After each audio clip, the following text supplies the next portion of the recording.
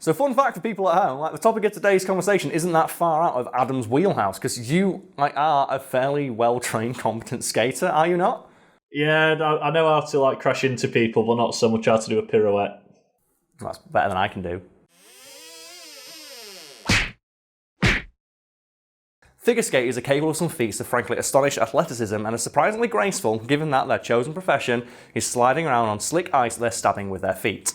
As if figure skaters don't have enough to worry about after they finish sliding around on knives, they then have to stand around looking like a lemon. So what's this then about figure skaters having to stand around looking like a lemon? Well, it's because figure skating is one of the few kinds of athletic competition where those taking part have to physically just stand there and wait for their scores. And while this is by no means unique to figure skating, figure skaters are noted as spending more time than other athletes standing around awkwardly, waiting to hear how they did.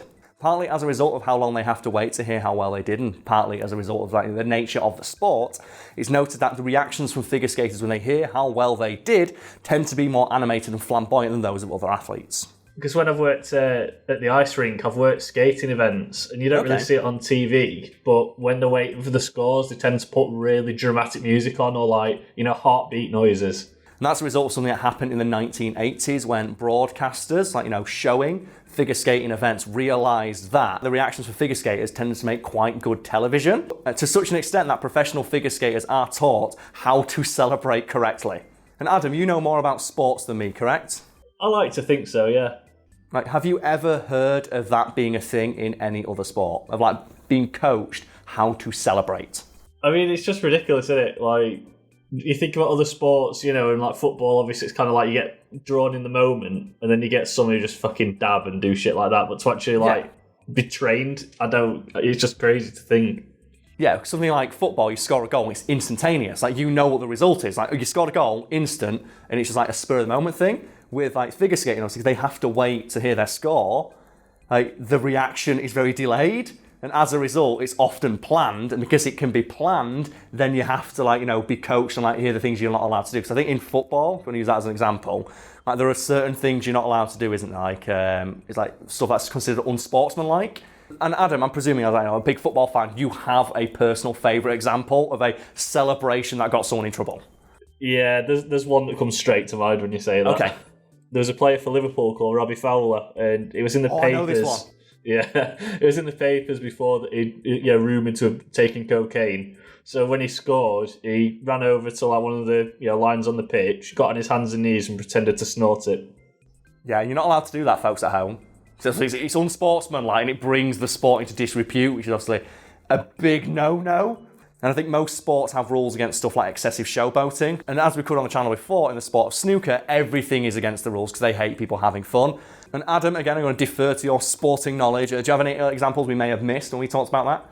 I think the one that sticks in my mind was Ronnie O'Sullivan completed a maximum break. You can't get a higher break than it in 6.5 minutes, something ridiculous. Yes. And he was playing years ago against a guy called Peter Ebdon, who took about 15 minutes to make a break of 12. And then Ronnie just basically for the rest of the match, every time Peter missed a shot, Ronnie would just sit in his chair and just sit and have a drink and he'd wipe his cue. He would just then doing it back to Peter Ebdon for the rest of the match, and he got in so much trouble for it.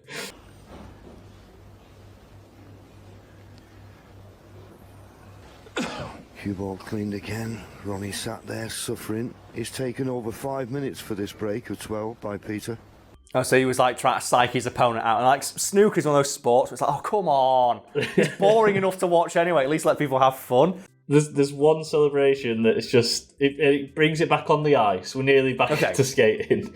There was an ice hockey player called Artem Anisimov. He did something where I sat and went, why the fuck have you just done that? So when he scored, it's in ice hockey, you tend to get players who go and they'll celebrate with their teammates. When this guy scored, he turned around, span his stick the other way around, and pretended to shoot the goalkeeper in the face.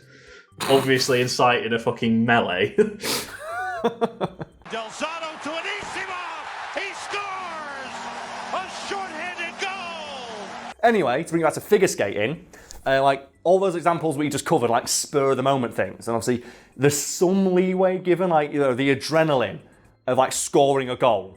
You can kind of forgive someone like, going absolutely apeshit and ripping their shirt off and screaming around the pitch. But with figure skaters spending so long just stood there, there's a bit more decorum expected of them. And that's why they have to be coached on how to celebrate properly. And to compound how awkward it is for like figure skaters, they are filmed from almost the moment they leave the ice. And they have to go to a designated area called the Kiss and Cry. Oh, there's a fly in the office. Hello. That's the only person I've physically seen in this office in like a month. Anyway, like, the area figure skaters go to is called the Kiss and Cry, in direct reference to the emotional reactions that take place there, and they're also mic'd up. And think about how awkward that must be. You've gone out onto the ice and done a performance in front of potentially tens of thousands of people, and then you have to stand there like a fucking lemon with a microphone and a camera shoved in your face that are expecting you to either cry or kiss the person next to you because they want that good reaction. But it can't be too good a reaction, because if it is, you might get told off because it might be too excessive. And it adds just an entire extra level of stress to competing in figure skating competitions I wasn't even aware of. Because not only do they have to be immaculately composed on the ice, they then have to maintain that composure for several minutes while thousands of people watch them, and then they're expected to have a big joyous reaction or an angry one if they lose, but they can't be too happy, they can't be too angry, because if they do, they might get told off for bringing the sport into disrepute. And that brings us to the topic of today's conversation. So who is it then who is the topic of today's discussion? It is a gentleman called Jeremy Abbott, a professional figure skater who got into a lot of trouble in 2008 after he got a particularly bad score after a performance. And do you want to guess why he got in trouble, Adam?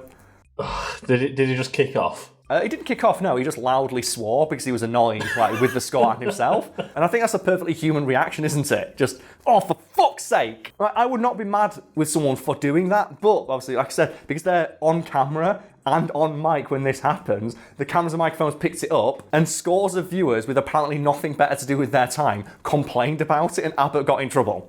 He got in trouble for just having a perfectly human reaction to something. He's so much pressure put on athletes, and he's messed up. It's, oh, god damn it, a moment we've all had. I said, for fuck's sake, this morning, when I made a coffee, and I left it in the other room. I said that, and I didn't have 10,000 people watch me do it. I just the reaction I want to see is Joey Tribbiani on Friends, where he doesn't win that award. Oh, yeah. And he starts getting right angry, and someone points out the camera's on him. He just turns, smiles, and starts clapping. Yeah, just the polite clap.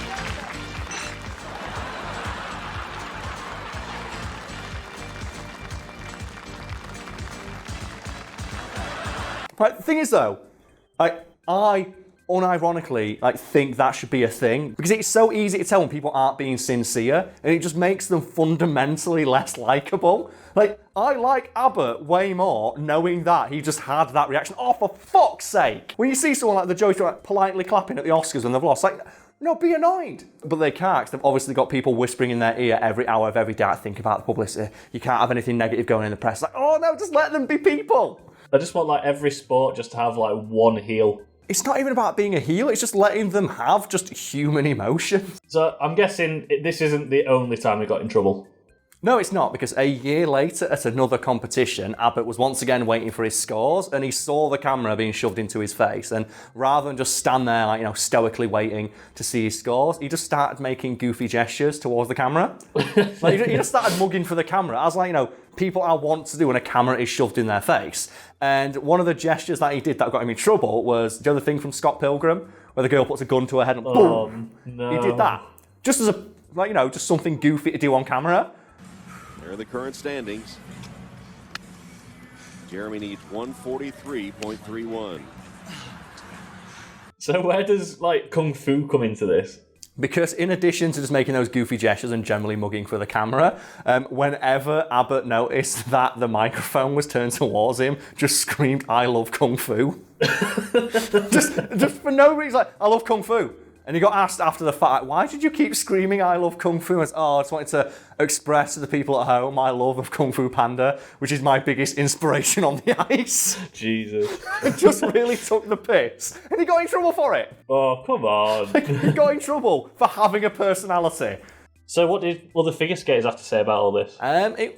figure skaters were divided in their opinion. I think it's safe to say, like, some accused Abbott of, like, bringing the sport into disrepute and, like, being disrespectful and just, like, generally unprofessional. To which a figure skating legend called Dick Button responded, "It's just television, darling." And I don't think there is a better way to sum up that, controversy than just a guy going, "It's just television, darling." Presumably before doing the splits, turning upside down and rotating into the sky like Chun-Li from Street Fighter. Adam, as the sporting expert on the channel, can you just vet a statement I'm about to make and just tell me how accurate it is? Okay. Is it true to say that in most sports, excessive celebration is frowned upon, if not outright, banned? Yeah, it's just the ultimate sign of disrespect, like gloating, rubbing it in your opponent's face.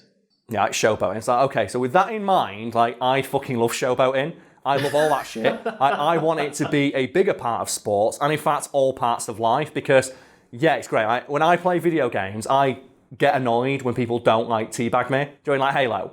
If I get killed by someone in Halo, it's like, why is he not teabagging? I want to see his... Because it's so funny. I find it so fucking hilarious. So with that in mind, Adam, let's just imagine that sports became like wrestling and we just had huge fucking heels. I would 100% watch more sports on television if players were allowed to celebrate in increasingly flamboyant and excessive fashions. I want to see a figure skater get a 6.0, 6.0, 6.0 and have their trainers throw 2 beers in and smash them together like Stone Cold.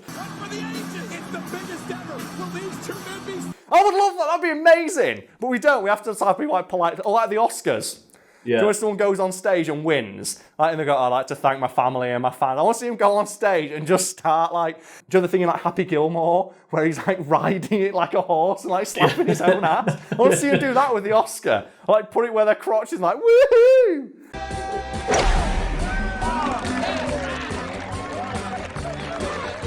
So with that in mind, Adam, what kind of celebrations would you like to see introduced into professional sports? I think the one that for me, and it's a heel move, so it's for a bit of a badass, is in football whenever they score and the team's fans are being given stick, they just raise a finger to the lips and just do a shush. And I want to see it in snooker. As soon as they make a pot, just turn to their opponent and just shush them. The one that I want to see is in things like driving sports, like Formula One, NASCAR, that sort of thing. I want to see winners doing donuts on the finish line. I know they're not allowed. They'd be immediately fined, if not outright kicked off. And just once, I want to turn on the news and see what's a Formula One driver at the moment. Lewis Hamilton. Okay, I just want to say, Lewis Hamilton winning the Grand Prix. Here he is doing donuts on the finish line with the bottle of champagne that he's got, spraying it everywhere. One of my favourite Formula One stories is one of my favourite drivers, Fernando Alonso, retired about 4 years ago. And in his last race, he just, with 3 laps to go, just stopped taking corners, just driving straight across, chicanes. And then they were, giving him time penalties. It's just, he don't give a shit, he's retiring. Frenada, hecho un recto, como botas, ¿no? En la misma curva. So I want to see the thing that people do, it's in driving games, when you're winning by a lot. And you do a handbrake turn onto the finish line, then reverse over it.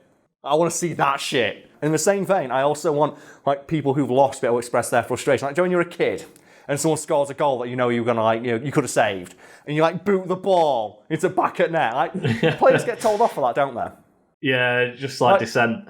And fuck that. I want to see it taken even further. I want that thing you do when you're a kid and you literally take the ball home. I want to see teams who are losing 6-0 just pick up the ball and walk off the pitch. Fuck this, we're done.